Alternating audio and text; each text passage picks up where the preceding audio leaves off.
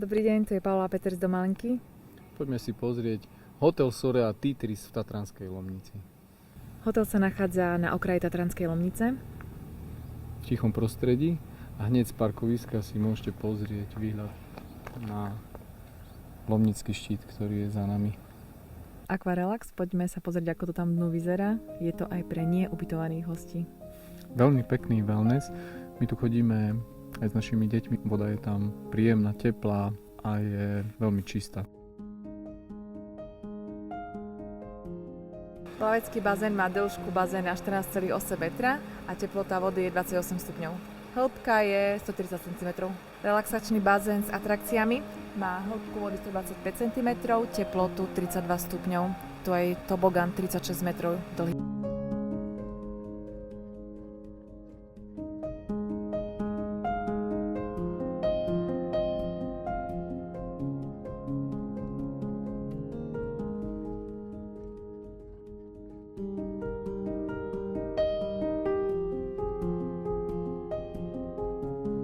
Poďme sa pozrieť dozadu za hotel.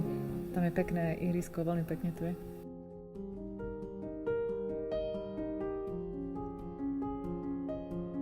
Pozrite sa, aký je krásny výhľad na Lomnický štít odtiaľto. Za hotelom sa teraz zime nachádzajú aj upravované bežkárske trate.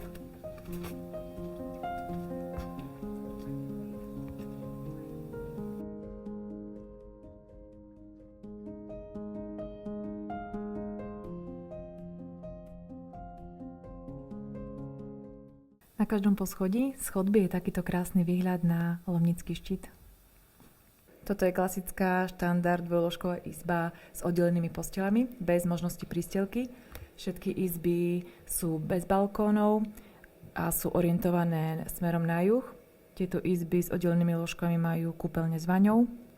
Štandard dvojložková izba s manželskou postelou. Do takýchto izieb je možné dať aj prístelku. Je to rozkladacie kreslo, ale je vhodné iba pre deti do 8 rokov. Každý apartmán je iný. Apartmán štandard. Obývacia miestnosť má rozkladací gauč, vhodný pre 2 prístelky. Je tu aj chladnička. A v spálňovej časti je manželská posteľ. Tento apartmán na 3. poschodí má tak príjemnú atmosféru, že hneď by sme sa išli ubytovať. Teplúčko je tu v zime, vonku je minus 5 asi teraz a tu je útulne.